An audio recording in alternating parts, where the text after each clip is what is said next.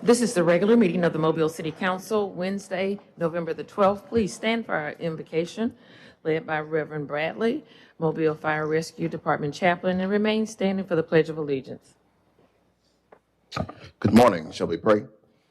Dear God, we are grateful for this another day that you have made. We pray that you will continue to look upon our city, bless each member of our city council, our mayor, and his staff, and our city council staff as they come today to do business for our city. Would you give them wisdom, give them grace, give them compassion, give them all that they need, oh God, as it relates to the betterment of all of those in our city. We thank you for the diversity of this council, of this administration that represents the diversity of our city. We pray, God, that all would be done to your glory, to your honor, and to your praise. In Jesus' name, amen. Amen. I pledge allegiance to the flag of the United States of America and to the republic for which it stands, one nation, under God, indivisible, with liberty and justice for all.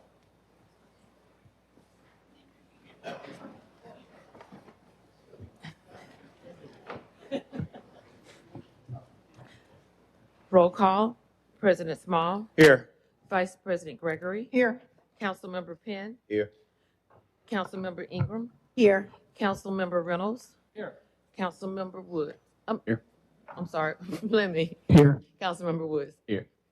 Statement of rules. Hey, good morning, everyone. Good morning. It's good to see everyone this morning. Welcome to our November 12th, 2025 meeting. At this meeting, we do have rules. At this time, I ask if anyone have any type of electronic device, including cell phones, please at this time put on the off or the vibrate position, the off or the vibrate position. Any person that is desiring to address the Mobile City Council must sign in indicating the resolution, the public hearing agenda item, or ordinance before entering the meeting. When addressing the council, the speaker must give his or her name. Any person that desires to speak to a council on a non-agenda item must contact the city clerk office no later than 2:00 p.m. the Thursday prior to the council meeting. The subject that he or she wishes to express to the Mobile City Council must be identified and pertain to the city of Mobile business. Anyone who has not given proper notice to the city clerk office and wishes to speak on a non-agenda item would not be allowed to address this council. Each speaker is allowed 3 minutes to address this council. A bell will sound to indicate the end of 2 minutes. 1 minute remains for summarizing. The second bell indicates that your time has expired. When addressing the council, there will be no personal address to any individual council members. All statements are to be made to the chair, who will recognize any council member who wishes to respond. To maintain decorum, there will be no undue applause or public outcry allowed. Madam Clerk. Approval of minutes of November the 3rd and the 4th. So move. Second. After moving second, in discussion? All in favor? Aye. All opposed? Minutes approved. Communications from Mayor Chirigatis. Hey, checking the mic. There we are. Good morning, everybody. Let's see. I want to start out with some good news. I hope it's good news. South McGregor Avenue is on schedule and remains on schedule to be complete by the end of this year. Few things have been talked to me, and my ear has been bent no more on any subject than McGregor Avenue and how long it's been closed, but I will say they are on schedule. It looks amazing. We appreciate everyone's patience with this project. It has been an extensive project where we have rebuilt every piece of infrastructure along that stretch of McGregor Avenue. The finished product is going to look beautiful. It will improve traffic flow, safety for drivers, pedestrians, and neighbors in that area. So looking forward to getting that open. We're continuing our downtown street optimization. It's a major overhaul of the traffic flow in downtown, and so far it's making great progress. I don't know if you've seen, but repaving has started on Royal Street. We've done that to be sure that Royal Street is going to be ready for Mardi Gras.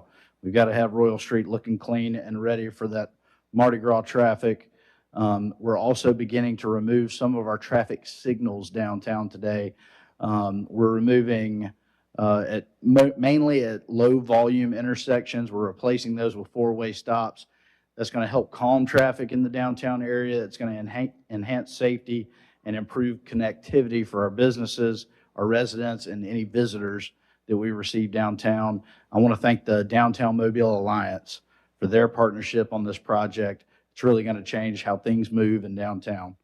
Another exciting project, the MLK Junior Avenue Complete Streets Project. This, to me, is one of our most exciting projects. It's going to begin this week. It's going to enhance accessibility and infrastructure along this historic corridor. It's going to require some temporary closures of single lanes, but the roadway is going to continuously remain open for traffic. But you will be going a little slower through there, so be aware of that.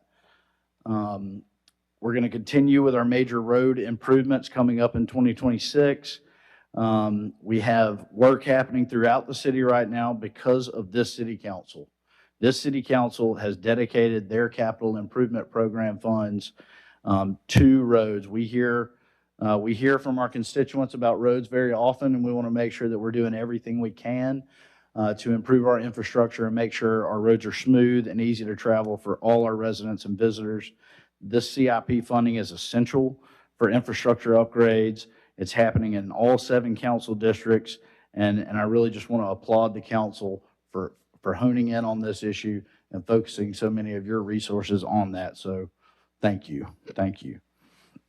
Once contracted, it's going to represent more than $16 million in upcoming road improvements and the largest resurfacing package this city has ever undertaken. I'm very excited to share more about that soon. Finally, I want to, point of personal privilege, observe Veterans Day. Yesterday, of course, was Veterans Day. I want to express my deep gratitude for the men and women who have served this country, including the many veterans who continue to serve our community in leadership roles right here in the city of Mobile. Mobile is proud to be a city that honors, supports, and celebrates our veterans. Yesterday, I brought my family downtown, packed all 4 of my children in a cold convertible car yesterday for the Veterans Day Parade. We had a great time. The sun was shining. The bands were amazing. It was a wonderful event. And I just had a ball and always love to celebrate our veterans. I hope you thanked the veterans in your life yesterday. And if for some reason you didn't, they won't mind if you call them back today. That's enough for me. I will turn it over to Shonda Smith. We're going to recognize our Public Works Employee of the Month.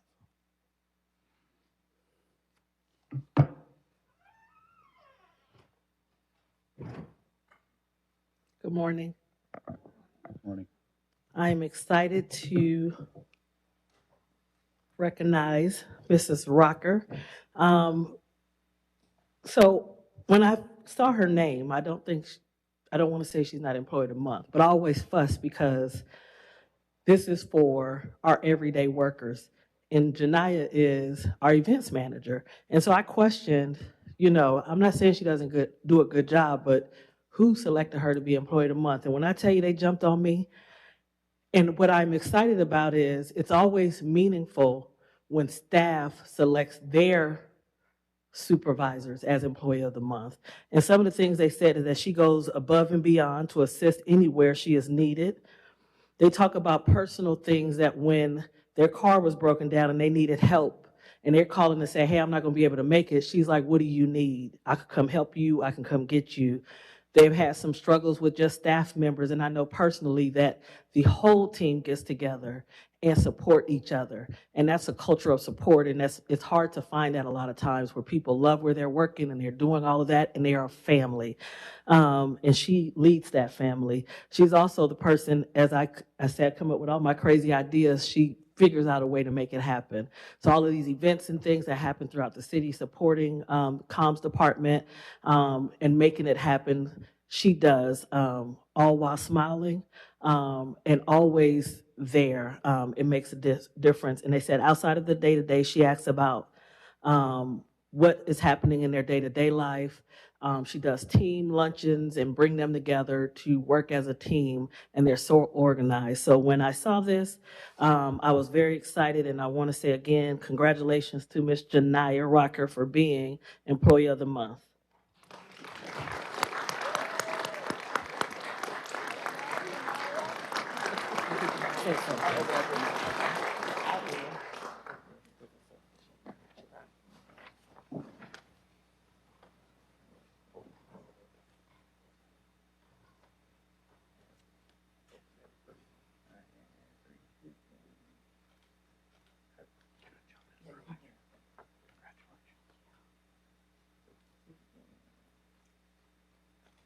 Say something. Good morning. I just want to thank Ms. Shonda and my team for making this possible. I genuinely love what I do, and thank you. Congratulations to you. Mr. President, Mr. Penn? yeah, I just want to say congratulations to Janaya. We get an opportunity to work together on the Moon Pie drop board, and she does an amazing job. Just every time I go to different events throughout the city of Mobile, she's there present, great smile, ready to work. And we have to deal with a lot of different personalities in the city of Mobile, and she does a great job to move the city forward. So thank you so much, Janaya.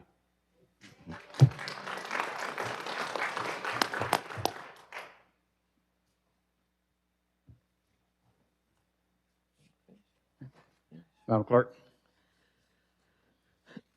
Adoption of the agenda.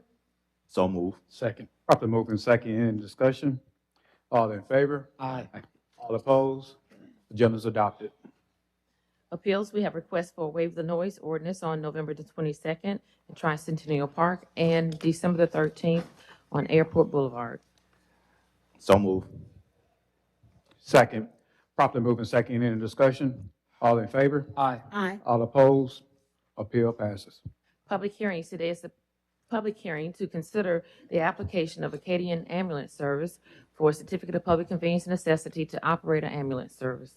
This opened up the public hearing for this particular said item. Is anyone present that would like to address the council on this item? If so, you may come down to the podium by stating your name. Good morning. Porter Taylor with Acadian Ambulance Service. Mr. President, ladies and gentlemen of the council, and Mr. Mayor, good morning. Thank you for the opportunity to come and speak with you today. I said, my name is Porter Taylor. I'm Director of Operations for Acadian Ambulance Service, and I've been with the company for 39 years. I'll come to you today with a humbly ask of the third certificate of operation here in the city of Mobile. Our intention is to bring a very comprehensive pre-hospital care training program and also a transportation program. In front of you, there will be a grain packet detailing a lot of the things that I hope to try to summarize today in my 5 minutes. So thank you very much. Public convenience and necessity is something certainly that needs to be addressed and understood. We've reached out to the Mobile Fire Department. We reached out to 3 hospitals here in the city of Mobile and also 4 nursing homes. The data that we collected certainly was before the rumors started running around about us having interest in the market. So certainly us having a big interest in the market speaks a lot of conversation and activity. It was our humble understanding that 40 to 45% of BLS calls were being handled by the Mobile Fire Department, which certainly is not a proper utilization for them. Hospitals stated an average of 3 to 4 hour wait times and some struggles at night to move some patients around. Subsequently, after meeting with our hospitals, we obtained 3 letters of support from the hospitals. History has established that there is a third certificate of need out there, and we certainly hope to humbly ask for it because we want to come and make a difference. Why Acadian? 54 years of service. In the industry, we operate in 4 different states. We transport over 2,100 patients a day. We have been your neighbor in Jackson County for over 25 years in Mississippi. We're CAS accredited, which is just like the Mobile Fire Department, which is the gold standard of pre-hospital care and EMS. That is not an easy certificate to obtain. We are employee-owned. We have a rich history in EMS community development, safety, aggressive collaborations and partnerships with all involved in first response, fire, police, and EMS. What is our plan? We hope to immediately address the local resources and the strain on it by planning a deployment of resources and helping improve the efficiency throughput through the hospitals. Resource and system management will improve facility throughput, as I said, and ultimately will favor the patient experience and also system efficiency. We hope to form a QA panel to be transparent about all response times and what's going on out there in the field. And we hope that we have all city officials who are interested to be involved in that QA panel. We want to integrate our aggressive training and career development program. It is not our intent to take away from other services. We're not here to take over the system. We're here to supplement. We're here to augment the system. We want to help make it even better than it already is. We are here to stay. We want to invest in the community like we always do. Our plan is proven and it works. We've already invested in a station here that had been abandoned for 3 years. We have 4 ambulances that are already certified by the state, and we also have our Alabama Medicare number. A few numbers on workforce development. We have 16 Explorer posts that we integrated into the high schools. This is a branch of the Boy Scouts of America. We have 300 active high school students in that program. We have 53 high school EMT programs that we have either started or helped support throughout our service area. 53 high school EMT programs. 373 high schools that we collaborated with and that we recruit. That is one of the best recruiting grounds that we have, is gives these young ladies and gentlemen a possible career path in health and EMS. 59 college institution partnerships, and year to date in 2025, we have educated over 1,273 EMRs, EMTs, and paramedics. Partnering with the workforce and in the community is a proven system to help healthcare and the problems that are staffing that are in the healthcare. And again, we want to bring our own training program. We've already met with USA and Coastal Community College to help partner with them and to increase their output of EMTs and paramedics and EMRs. And that doesn't only benefit Acadian Ambulance, it benefits all partners in EMS. That is something different that we bring to the table. Options, diversity, evolution, and flexibility are critical in collaborations. I thank you very much for your time. I want to mention one more thing, please, if I may, about the RFP process. We started this process and the application to get a certificate here in the city of Mobile before the RFP came out. And it's my understanding in the RFP that it does require you to either have a certificate or the ability Time expired. All right. Thank you, Mr. President, and thank you, Council. Madam Clerk.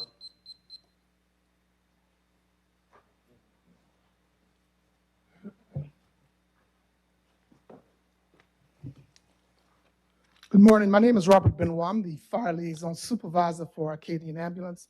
To the President of the Council and Council members, as well as the Mayor, it's a privilege and an honor to be here this morning to stand before you and speak a little bit about my tenure in Acadian Ambulance and my service. I've been the fire chief in the city of Lafayette for the past 32 years. I've been in the fire service for the past 46 years in the city of Lafayette.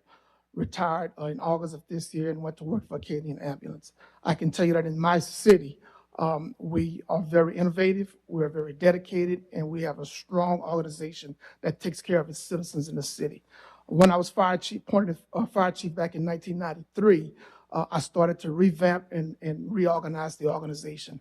5 years later, in 1998, I partnered with Acadian Ambulance because during that time was when the AEDs, automatic external defibrillators, came into existence. This was a game changer for medical services in our community.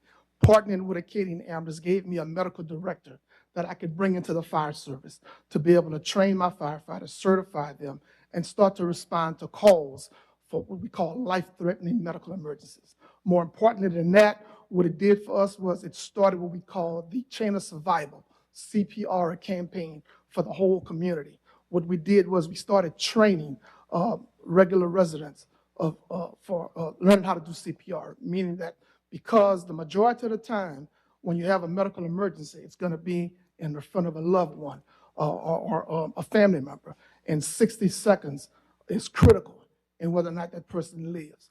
So having a family member be able to do CPR starts that chain of survival. Fire department responds after you call 911, making sure that it's life-threatening medical emergencies, followed by Acadian Ambulance, who comes in with the BLS and ALS support.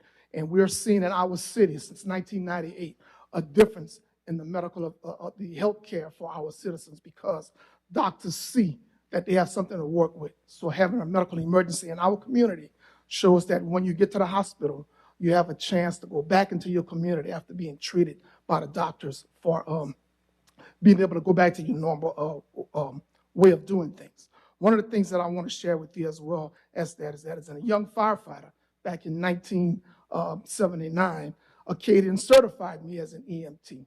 and I continue to work with Acadian through the fire department to what it is today, 54 years later. For me, what I look at is what we have today is a common purpose. You want to take care of your citizens. You want to enhance the quality of life for your citizens. We want the same thing with Acadian. Our core values are the same. Knowing that life matters means a lot. And Acadian Ambulance has built its reputation for the past 54 years on compassion, on professionalism, and a commitment to saving lives. That's what we want to bring into the city of Mobile, and we ask you to give us an opportunity to come and do the same thing in the city of Mobile that we have been doing in the city of Lafayette for the past 54 years, in the state of Louisiana, in Texas, in Tennessee, and in Mississippi. Again, thank you for your time.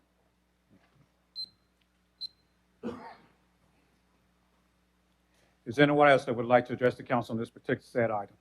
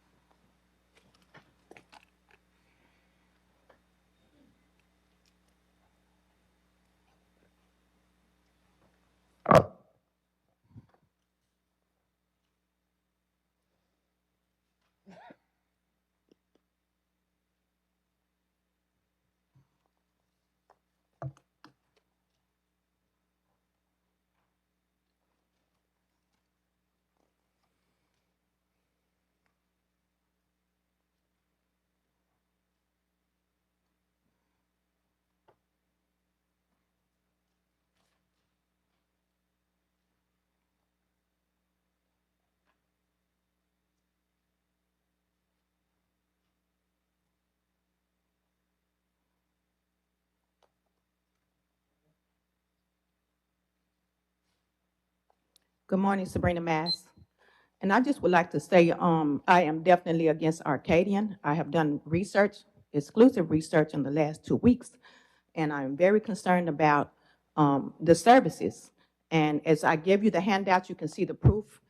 This is factual stuff. You can find it on the federal websites, legitimate websites, even their news sources out of Louisiana and out of Texas and the other states. And I must say, as a concerned citizen of Mobile, Alabama, as well as being extremely concerned as a veteran retired nurse, the information that I have discovered about Acadian is very disturbing, and the lawsuits are more than repulsive due to negligence, unprofessional conduct by an allegedly educated, skilled staff.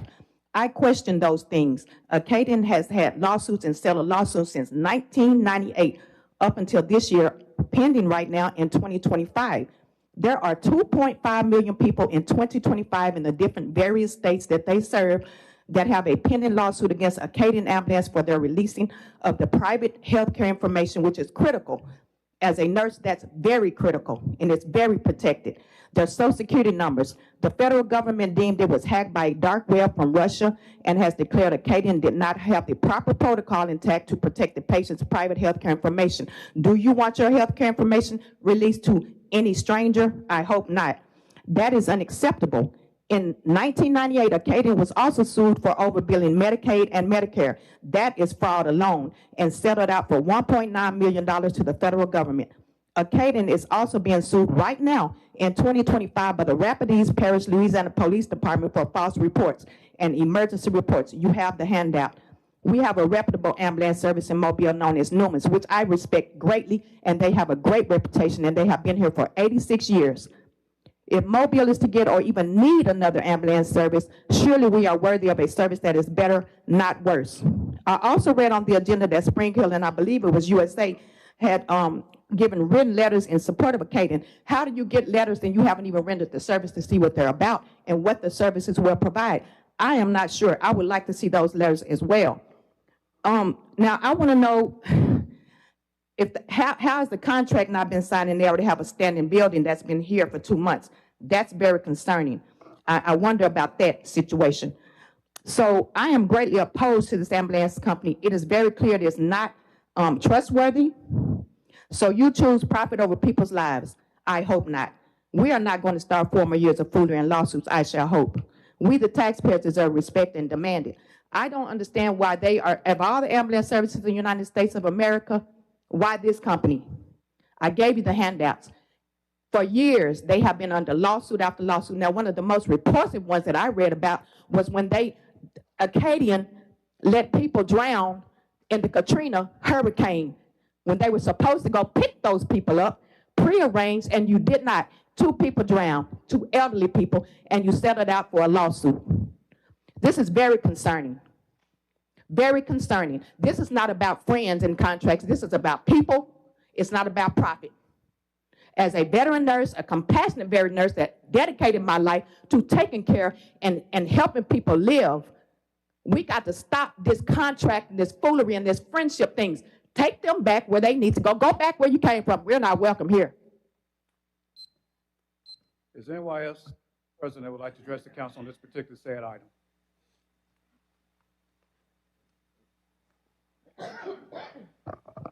Sue Saviak. I have known the Newman family for years.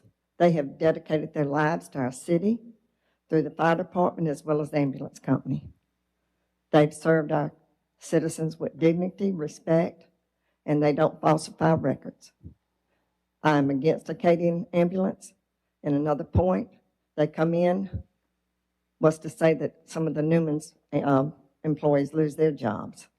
You might say, well, they'll hire them. You don't know that, but I'm against them.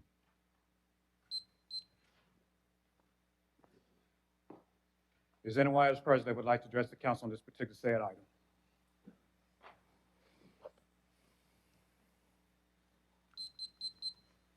Good morning. My name is Elaine Socher, and I'm here on behalf of Newman's Ambulance. I'm against Arcadian. I know Newman's has been here like 86 years, and 40 of those years, they transported my husband back and forth to the hospital with a brain injury. They were very professional, they were very gentle, and it speaks for itself. They were always on time. When I had to call for an appointment for them, they were there and they handled him with care. So I am standing behind Newman's, and I appreciate if the rest of you would. Thank you.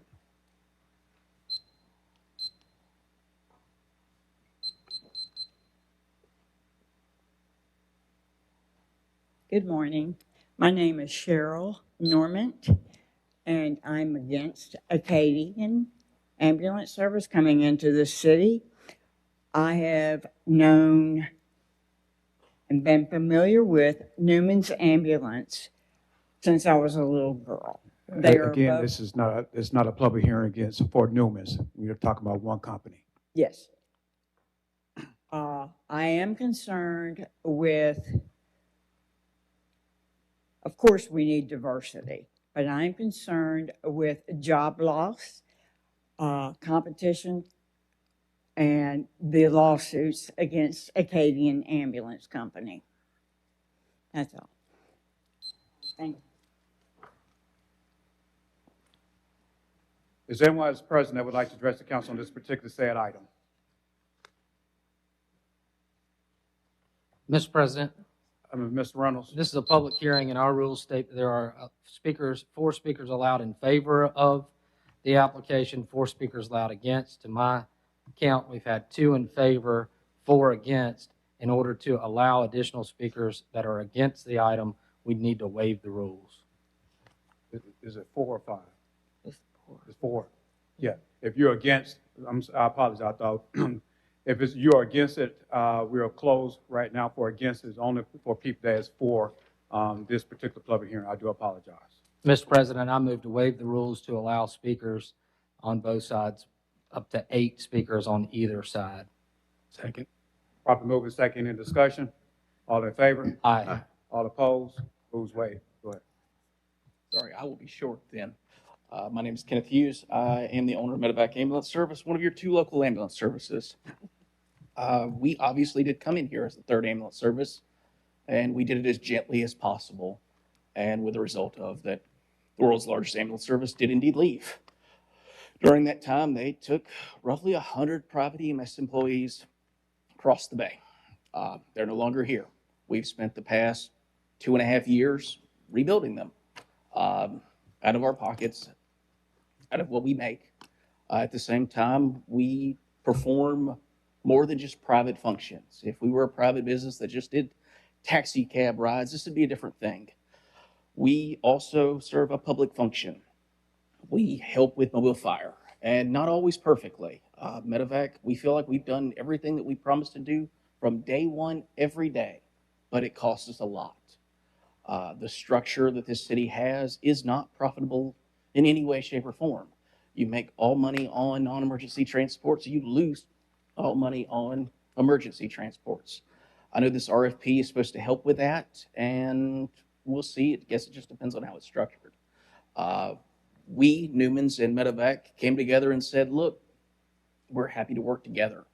And this RFP process is not really going to allow that. It's instead of taking and putting the 2 ambulance services that are doing it and now doing it at 90% or better, instead it's going to wipe the board and produce one answer. And, you know, it's hard for one answer. It's hard to get private EMS employees enough to do all of the mobile fire calls. It's the simple fact of that it's not what people think it is. It's not chest pains. It's a lot of abuse, a whole lot of abuse. The city of Mobile has worked with us immensely over the past year to help us improve that. I came before this council in crisis, frankly. They were overwhelming us. We had the same guys being transported a dozen times a day. It doesn't matter how much money you have. It doesn't matter how big of a corporation you are. You cannot do that and survive. They can bring their 600 ambulances. They'll lose money too. Great. We'll all lose money. Really, what we needed was a little bit of help. And the city of Mobile stepped up and gave us that. Over the past year, they have moved the world to make this a workable system.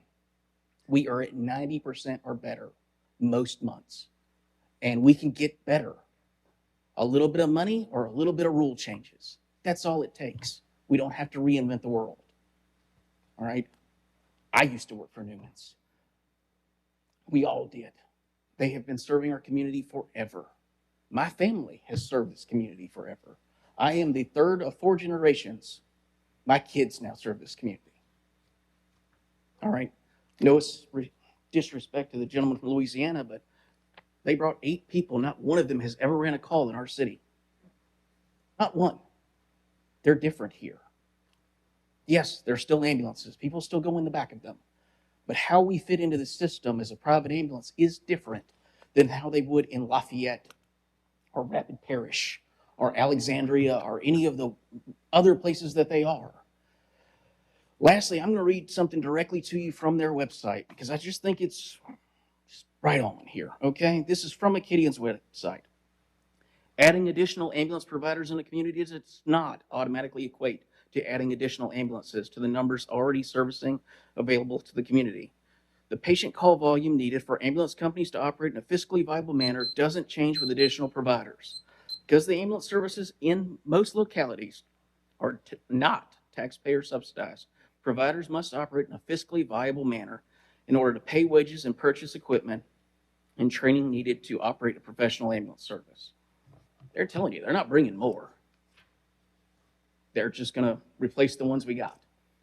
And, you know, right now we got enough. 9 months ago, we did not.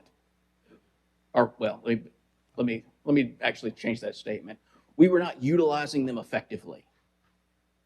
All right, at this point, hospitals are not waiting. 911 calls are being met. Is it profitable? It is not.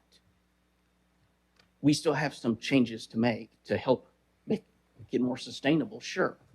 But why wipe the board, bring in another national company, only to start over again? AMR's tried this twice. That is the world's largest ambulance service. They are gone. And this last time, they took their whole workforce with them. Thank you.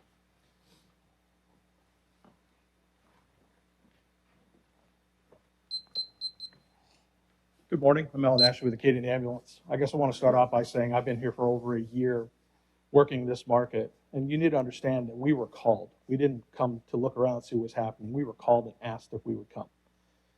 Secondly, yes, we have letters from all of your hospital systems. Despite what's being said, they are waiting hours. As of last week, speaking to directors of case management, they're working 3 and 4 hours, sometimes overnight waits. The work that has been done to try and improve the 911 backup service, it looks like it's helped. The problem is it's come to the sacrifice of the facilities. You don't have enough ambulance service. You did, then not everybody would be happy and everybody would be on time, right? It's not. We didn't seek to take anything away from Medivac. We didn't seek to take anything away from Newman's. We're a very large corporation. We are not unlike a hospital. We are not unlike a city. We all get sued. And as far as the lost and repeats parish, show me a copy because it doesn't exist. We are here to add. We have our own schools. We could do our own schools. We'd rather partner. And we're partnering because we want to create an easier pathway for people to come to EMT. You can come to work for us, go to our school, you're debt-free, and you have a career, employee ownership, deep benefits, 401k. And the ambulance service that was here twice, we replaced them 25 years ago in Jackson County. We replaced them in Monroe, Louisiana 5 years ago. We also give 10 ambulances per day to the city of New Orleans to supplement their city. Is it Mobile? No. Very similar, yes. We're the largest 911 provider in the state of Louisiana. We understand the market. Have we not been on your streets running calls? No, we have not. But we've made an investment, and we don't make that investment lightly. We were here for several months making sure the need was truly there. We do feel it's there. You ask us to give us a chance. Thank you very much.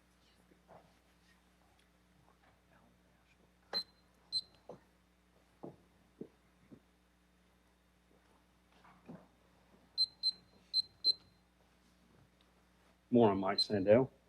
And I'm proud to represent Newman's Ambulance Service, which has faithfully served the city of Mobile since 1939. That's 86 consecutive years of service here. We're family owned and operated right here in Mobile. In fact, Newman's is the oldest family owned ambulance service in Alabama and the second oldest in the entire United States. Our company was built on 3 guiding principles: trusted, caring, professional.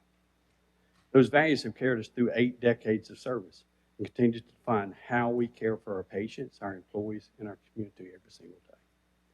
Newman's has remained dedicated to supporting not only our workforce, the people who make our service possible, but also the citizens, visitors, and healthcare facilities across Mobile. We're equally proud of our longstanding partnership with the Mobile Fire Rescue Department, helping them meet the BLS level medical needs in our city, and we often exceed their 90% reliability goal. We regularly provide both BLS and ALS coverage, and we're willing to step in as needed to ensure Mobile's ALS emergency needs are met as well.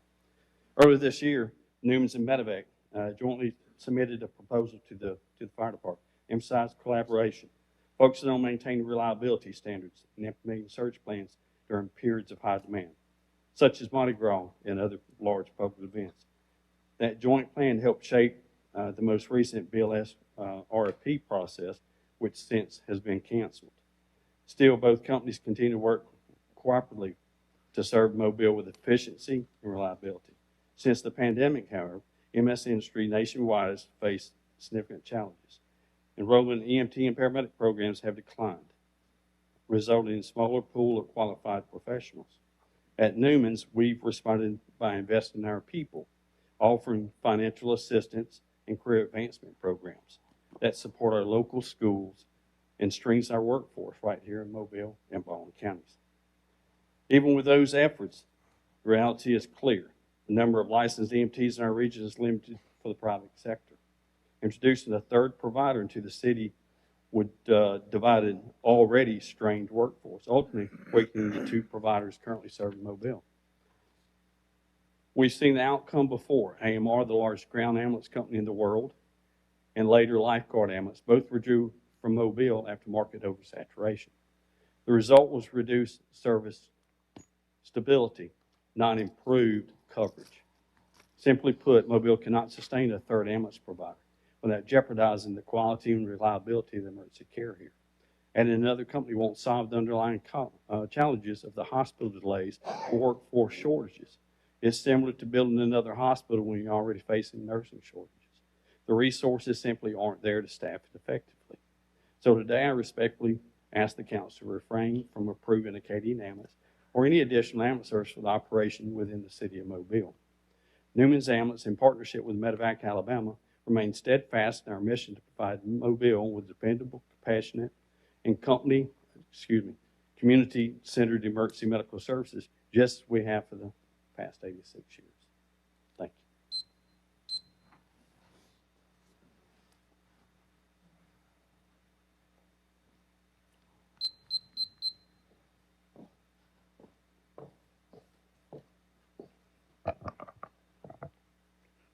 Good afternoon. Mr. President, Madam Vice President, City Council, Mayor, I'm Kenneth Newman. My family has been in the business, in the ambulance business, since August 21st of 1939. Our family has put their lives in taking care of your family in the city of Mobile. Your grandparents, your parents, we've been here. We are the alternate health care service after hours when your doctor's office is closed, when the urgent cares are closed. Who are they calling? They're calling us to take care of their family. We've been here, like I said, 86 years. I've been doing it for 55 years in the city of Mobile. Along with 33 years, I was on the Mobile Fire Department, along with my little brother who passed away in 2006. We've committed to this community. We've put our lives into this community. We've given everything we have as a family to service this community. In 1991, we went from, well, in 76, the fire department went into paramedic service. They had pickup trucks with utility bodies on the back. They responded, we responded. We transported the patient and the medics to the hospital. Later, it evolved into to others. The police department handled ambulance back then, and we had a contract with the city of Mobile back in the late 80s. In 91, two of the paramedics went to Mayor Dow and talked him into buying transport vehicles instead of the utility vehicles. They started transporting. They came up with the ordinances that are basically still in use today. And in that ordinance said that if you wanted a city license, then you had to provide BLS service for the city of Mobile for free. Okay? We've heard, well, you're able to bill that person.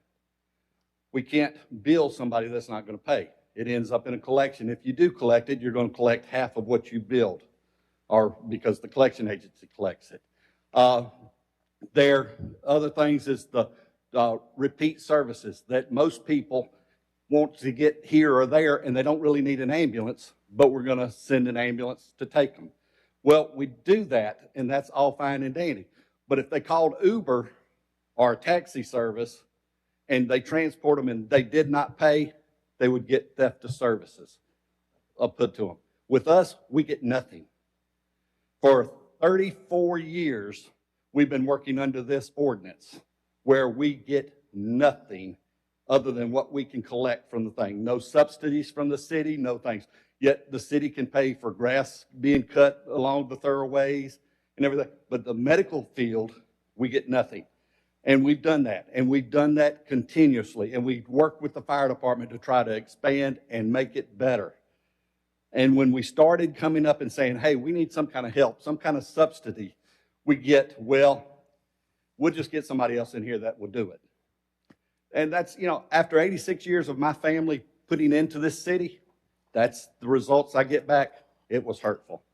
Now, they said they're not going to come in and take our employees or anything. My employees are getting phone calls on their personal phones, I don't know how, asking them to come apply for them. So we're getting our employees that are being recruited. The other thing is, why Mobile at this time for them? Well, the only thing I can figure is that they're being pushed out in several areas they are in by Pafford EMS. And so now they're needing more territory to take in to pay for retirement plans and everything else for their employees. And I just want to say thank y'all for giving us the opportunity to be here today. Thanks y'all for giving us the opportunity to spend 86 years of our lives taking care of the citizens of Mobile. And thank y'all, and y'all have a great day.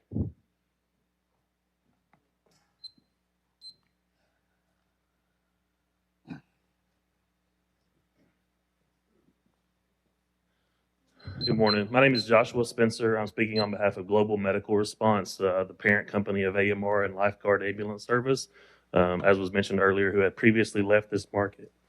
Both AMR and Lifeguard Ambulance Service served the city of Mobile for nearly 2 decades combined. Both times we exited the market because the introduction of a third provider, it simply was not fiscally sustainable to operate 3 ambulance services in the city of Mobile. I come here today just to encourage you to reconsider the application for COPCM for Acadian Ambulance Service. Speaking on behalf of the other providers that have spoke, I believe it will be most important to, again, deny the application and deny the approval of the COPCN and consider reissuing of a RFP. The entire EMS system in this market is certainly fractured, and it could use an overhaul, in my opinion. You'll see other large municipal areas across the country are completely changing the way they think about EMS. We would certainly be interested in the same thing happening in the city of Mobile. So thank you very much. We reach our number against. Is anyone that would like to address this council that is for this public hearing? Ma'am? No, no more against. Is anyone that's for it would like to speak? All right. Again, just forward. Greetings, everybody. I think that's something that we need to visit. Full name. Rules-wise. Full my name. apologies, Reggie Hill is my name.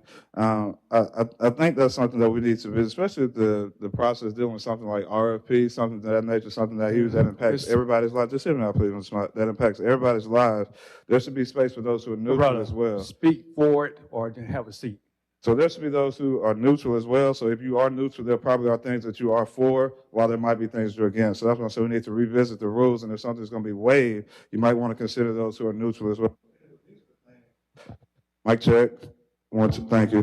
These are the things that I think are very important and critical for us to examine and look at. There was said that there was property here that was already purchased beforehand. And so we need to know why that was put in place if there wasn't a contract. So that's something these are questions that we need to be asking as people. But this is something that I do want to consider, though, why I could potentially be for something of this nature. I didn't agree with it. Many Mobilians didn't either, but we annexed. And so now we have these upwards of hundreds of thousands of people here. And we already know that in certain communities, there are some times that are questionable. And so we don't have any information that's been presented to us about the idea of the sufficiency of the service. And so until we get those things on the books, I don't even know why we're considering any of the extra stuff or putting people for or against one another. This is a serious matter. We see that we're working on an archaic process through an ordinance when we have this idea about the RFP process potentially coming or going out and seeking individuals. So this is something that's serious that we need to really look at. And what findings do we have that reflect any of this? So before we get,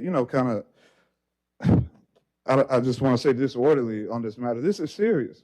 People's lives are at hand here. And so we need to consider all of that when we're doing this. So I'd like to see there's some numbers from these annexation results. I'd like to see why these people had these properties here and there wasn't a contract before that seems conspicuous. And so we need to look at these things before we consider doing this to the city of Mobile. Thank you for yielding the floor.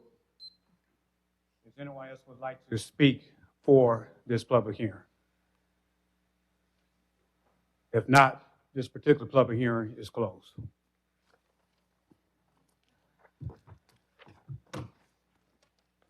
Reverend Bradley. I'm sorry, presentation of petitions and other communications to the council. Reverend Bradley. Well, good morning again. Thank you for the opportunity to speak today. I will be brief. My name is Arif Bradley. I know most of you. I have had the pleasure of serving as the pastor of Mount Sinai Baptist Church down the bay in District 3. I've been blessed to call Mobile home for the past 4 years, and in that time, I've also had the honor of serving as chaplain of our Mobile Fire and Rescue Department, which has truly been a joy and a privilege. This coming Sunday, I will be officially installed as president of the Interdenominational Ministerial Alliance of Greater Mobile and vicinity. And of course, the Alliance has had a long and meaningful history in our city, bringing together clergy across denominations for fellowship, advocacy, and of course for service. We are now in a season of reimagining and revitalization, rebranding our efforts to ensure our presence translates into real, tangible community impact. So, Mr. President, City Council, to this administration, I wanted to come today and just introduce myself and our organization anew, and to express that we look forward to working closely with this council and with this new administration for the betterment of our city. We also took note of the mayor's note on last week regarding several new task force and initiatives being established to address key issues in our community. And we have members within our alliance who would be honored to serve and represent the faith community on those task force as well, to bring back information and to explore meaningful ways we can partner for the progress and unity of Mobile. I'm also aware that there have been times when particularly the Black church and some clergy have been viewed as all talk or even as opportunist. But under my leadership, we intend to change that narrative. Our mission is clear: to serve clergy, to serve church, and to serve community, not just in words, but through consistent action. We're ready to roll up our sleeves and work collaboratively on initiatives to strengthen our neighborhoods, uplift families, and expand opportunity across this great city. Thank you, Mr. President, and members of our City Council, for your time, your service, your continued commitment to the people of Mobile. And we, the Interdenominational Ministerial Alliance of Greater Mobile and vicinity, look forward to walking and working with you in the days ahead. Thank you. Congratulations to you. Madam Clerk. Marion Dias. Mr. President, as the speaker comes down, I just want to let everyone know who has interest in the ambulance service, the certificate, that is on our agenda and will be held over 1 week. We'll not take any action on that item today. Just want to make you all aware. Yes, thank you, council members and Mayor Chirigatis. As most of you know, my name is Marion Dias, and I was a candidate for mayor also in the recent election. And but that's not really well, it's part of what I'm here to speak about today. I want to ask everyone here a question. And I think it's a question with an easy answer. What are we really doing here? Because I believe that at the heart of our intentions, that we all want what is best for the people that we serve, for our families, for ourselves, for our families, for our community. And I like that. I'm so glad that I was here to hear the conversation about the services that these ambulance services. Ms. Dias, I'm getting to my point. You signed up for prayer service on New Year's at the waterfront. Please stick to that topic. I'm getting Please to that. stick to that topic. That is what I'm sticking to, sir. Would you let me speak? Stick to the topic. I am sticking to the topic. You know, I know Newman's ambulance service. Ms. Dias, speak to me. I am, sir. Let me speak. Excuse me. Ms. Dias, I'm going to ask you one more time to address me, and please speak about. I'm addressing you. I'm addressing the city council and the people You of address Mobile. me as the rules have stated before. Okay, I am here in an act of goodwill. I can tell you that I wish that my comments were not conditional, but as we all know, this race was very contentious. You can have a seat. You can have a seat, Ms. Dias. Ms. Dias.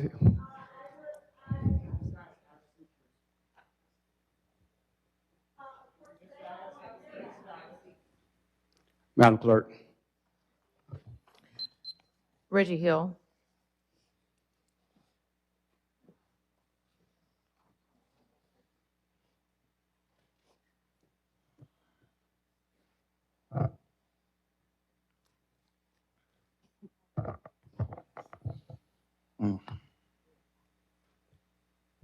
To the citizens and stakeholders of Mobile, greetings. Reggie Hill is my name. Excuse me. I rise today to continue the pertinent conversation pertaining to city business. It appears that while we have rearranged our seating here, we have done so by forgetting or blatantly ignoring the idea and necessity for true identity transformation standards, meaning things can be portrayed as seeming on the up and up, for lack of better terms, yet the reality of said rearrangements couldn't be further from the best interest of taxpaying citizens. For example, last week, serious questions were asked at this podium and no one responded, even though each of you had from the previous Thursday to become familiar with the subject matter and form some type of reply to, again, a taxpayer. Further, when we can spend millions of dollars on surveillance and additionally use informal recordings to make executive decisions which negatively alter the livelihoods of good people, surely we can have the nerve or professionalism at least to formally engage with the people who pay your salaries. When at this podium, even when you don't agree with them. Just stop the clock for 1 second. Mr. Hill, just for clarification, you signed up about blight-related matters, finding from the committee of the whole, and inquire a president of agenda item sponsorship. Please stick to those 3 items. You may start the clock. Excuse me, Mr. Small, thank you for stopping the clock, but there must have been a clerical error because I signed up to continue my remarks from last week as well. So I'm not sure, that's something that you should have done with the clerk's office, sir. Did you read the material in the packet? It seems that we have not been reading the materials in the packet.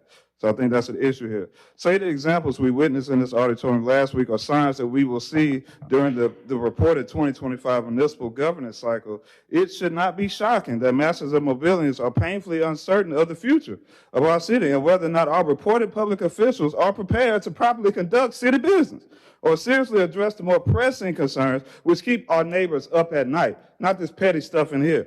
Now let's examine agenda item procedures.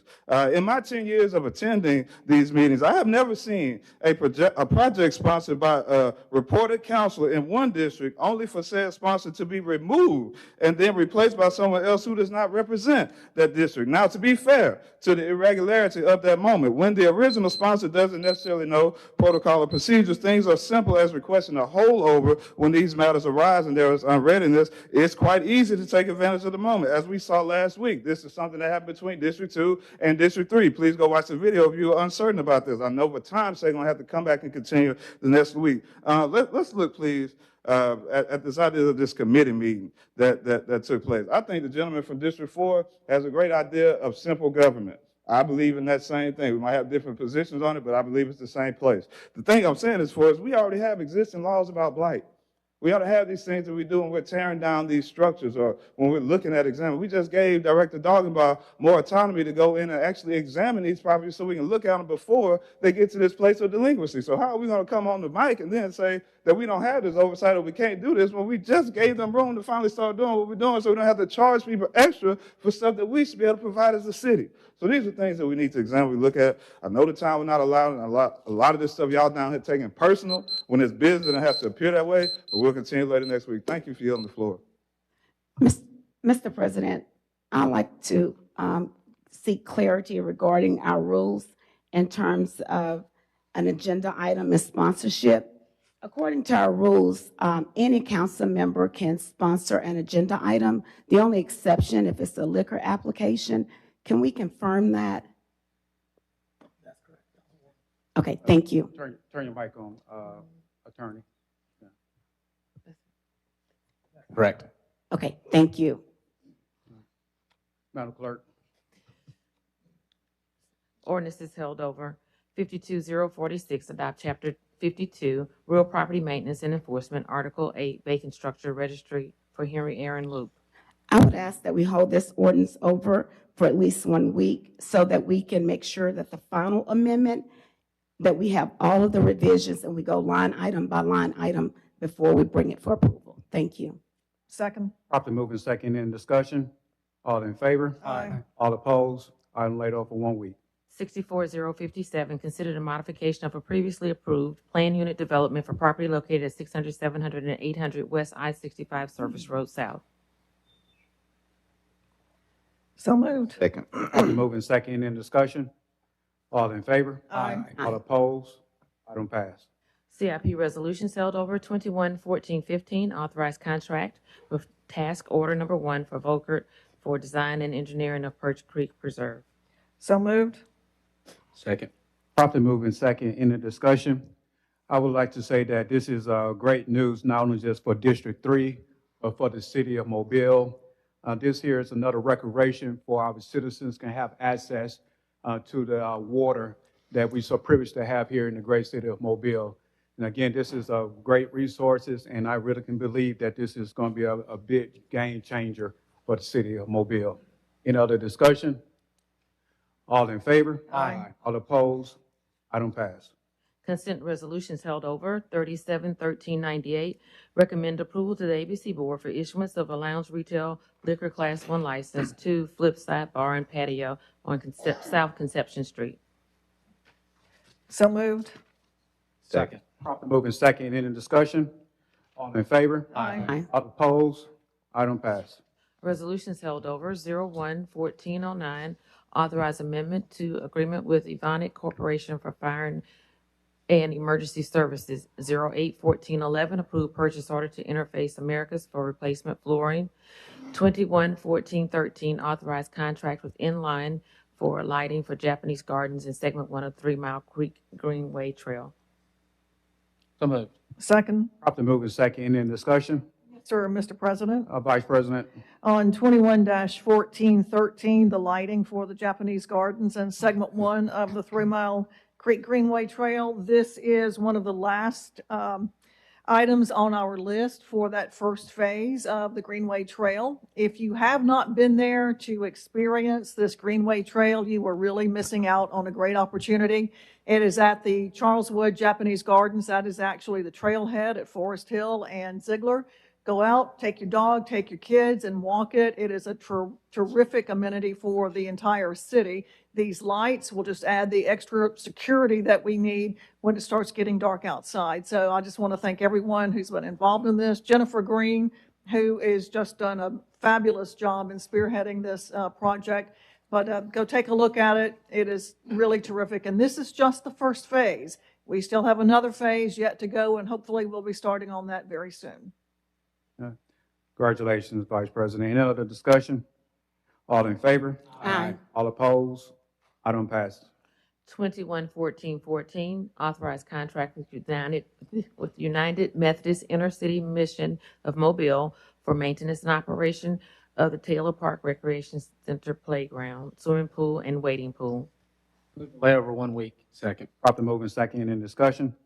All in favor? Aye. All opposed? Item laid over 1 week. Consent resolutions being introduced. 031416 through 601430.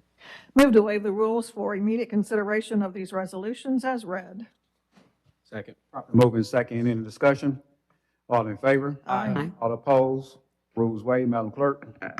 031416 and 031417 are appointing Jerry Williams to the Human Relations Commission and reappointing Jeremy Milling to the Board of Adjustment. 311418, authorize the mayor to apply, accept, and receive a grant from the Alabama Department of Transportation for the Airbus Distribution Center Industrial Access Project. No local match required.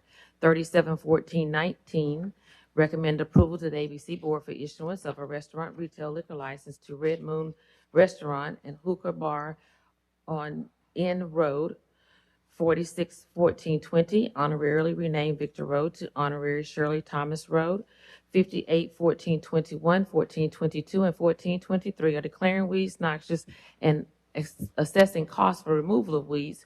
Groups 1672, 1664, and 1667. 60, 1424, and 1425 are approving award a special bonus to the Municipal Archives Employee of the Month and the Events Department Employee of the Month. 60, 1426, 1427, 1428, 1429, and 1430 are determining appropriations to Trinity Gardens Community Civic Club, Mobile County Public School System Division of Teaching, Learning, and Assessment, Revitalize DIP, and Feeding the Gulf Coast serve a public purpose and approve payment. So move. Second. Properly moved in second. Any discussion? Yes, Mr. President. Mr. Penn. I'm happy to see the consent resolution 031416 It's my sponsorship sponsor to appoint Jerry Williams. He's here today. Jerry, you lift your hand. Thank you so much for agreeing to this appointment. This is an opportunity to support this commission, and he just happens to graduate from the best high school in the world. And most of y'all know that's John Ellis Floyd. Also, I would like to mention about the discretionary that we have on this account. We see a lot of challenges in our community being faced because of SNAP benefits. One of multiple things here that I will be sponsoring is the Trenton Garden Community Civic Club. We're going to be doing turkeys for that community as well as feeding the Gulf Coast. So I'm excited to see all my colleagues as well as the mayor participate in this. Thank you, Mr. President. And Mr. President, Vice. I am following in my colleagues' footsteps with honorarily naming a road in my district after a woman who recently died. She was a very active member of my community and at New Generation Church, and we are going to be unveiling the street name and having a celebration with not only her family, but her church family as well. So we'll be doing that soon. But today we are officially honorarily renaming Victor Road in Shirley Thomas's honor. And I'm really pleased to be able to do that. Any other discussion? All in favor? Aye. All opposed? Resolution passes. CIP resolutions being introduced, 08-1431 through 21-1445. Move to waive the rules for immediate consideration of Resolution 21-1445, with the others being laid over for 1 week. Second. Properly moving second. Any discussion? All in favor? Aye. All opposed? Rules waived. Madam Clerk. 21-1445, authorized contract with Gorham Air Conditioning for Spring Hill Recreation Center. So moved. Second. Properly moving second. Any discussion? All in favor? Aye. All opposed? Item pass. Resolutions being introduced, 01-1434 through 03-1451. Move to waive the rules for immediate consideration of resolutions 08-1437 and 08-1438, with the rest being laid over for 1 week. Second. Properly moving second. Any discussion? All in favor? Aye. All opposed? Rules waived. Madam Clerk. 08-1437, approved purchase order to Sunbelt Fire for 4 sets of fire turnout coat and pants. 08-1438, approved purchase order to Tooman's Mardi Gras Candy Company for Moon Pies and Bees for Mardi Gras 2026. So moved. Properly moving second. Any discussion? All in favor? Aye. All opposed? Resolution passed. Announcements. District 6, Councilman Woods. No announcements, Mr. President. District 4, Councilman Reynolds. No announcements. District 5, Councilman Fleming. None at this time, Mr. President. All right, here we go. District 1, Councilman Penn. Thank you, Mr. President. I do have some announcements. Yesterday, I participated in the Veterans Parade as well as the luncheon, and the day before that, we had a dinner. So can I get every veteran to stand up in the room right now, if you're a veteran? Can we give them a big hand? Thank you so much for your service to our community, and we're grateful to have you here today. I also would like to announce that District 1 will have our Linwood community meeting. It will be held November the 18th from 6 p.m. to 7:30 p.m. at the Heron Chandler Auditorium, Mobile Infirmary. Thank you, Mr. President. Thank you, Councilman Penn. District 2, Councilwoman Ingram. Thank you, Mr. President. I want to echo Councilman Corey's comments in terms, Councilman Penn's comments in terms of our veterans. Thank you so much for your service. We know that freedom is not free. And yesterday I had the opportunity to participate in my first parade as a councilwoman, and I just want to thank the citizens of Mobile and District 2 for the opportunity to serve. Also, District 2, we have our survey that will be in the newsletter next week, and so just giving them a heads up for that because it will drive our priorities. So thank you, Mr. President. Thank you, Councilwoman Ingram. District 7, Vice President Gregory. Thank you, Mr. President.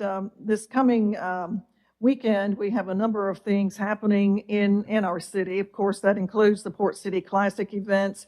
The parade is Saturday, as well as the game Saturday evening. During the daytime, the Mobile Museum of Art has something called pups, I'm having trouble saying it, Pups and Pumpkins, so puppies and pumpkins. Come on out to the Mobile Museum of Art. You can register to paint a portrait of your pet with artist Lucy Gabbard, and they've also have glass blowing demonstrations on tap, hot cocoa, I can't talk today, hot cocoa and much more. So come on out to the museum and see what's going on there. Always a great celebration. Also, Christmas Jubilee. Yeah, Christmas already coming to the city. Christmas Jubilee starts this weekend at the Convention Center. That is the Mobile Junior League's biggest fundraiser of the entire year. On Friday is the first shopping day, goes through Sunday. Your tickets are still available for Christmas Jubilee. And then I also just have to get another plug in for my Christmas meeting since we're on the holidays. It is December 1st at the Mobile Museum of Art at 6 o'clock, and postcards will be hitting mailboxes very soon. Thank you, Mr. President. Thank you, Vice President Gregory, and greetings to the citizens of District 3. On this coming Saturday, November the 15th, Representative Barbara Drummond, Representative Adeline Clark, along with Piggly Wiggly and myself, we will be passing out free food gift cards to many of our residents that live in District 3 and State House 97, State House 103, the ones that have received SNAP benefits. If you have had issues with your SNAP benefits, this month, we asking that you all can come out this coming Saturday to the Piggly, to the food champ at 2962 Dolphin Island Parkway, starting at 10 o'clock a.m. Again, you must show identification that you live in one of our districts, and also show current utility bill, and also show your current EBT card. Again, this is only for districts, residents that live in City Council District 3, State House Representative 97 and 103. And again, that will be this coming Saturday at 10 o'clock a.m., located at the Food Champ Shopping Center, which is located at 2962 Dolphin Island Parkway. Again, this is for the residents that have issues or had issues with their EBT cards. And again, you must show your valid ID, show a current utility bill, and show your current EBT card. Again, this is brought from myself, Piggly Wiggly, Representative Adeline Clark, and Representative Barbara Drummond. Do we have anything from the administration? Okay. Motion to adjourn. Properly moving second, any discussion? All in favor?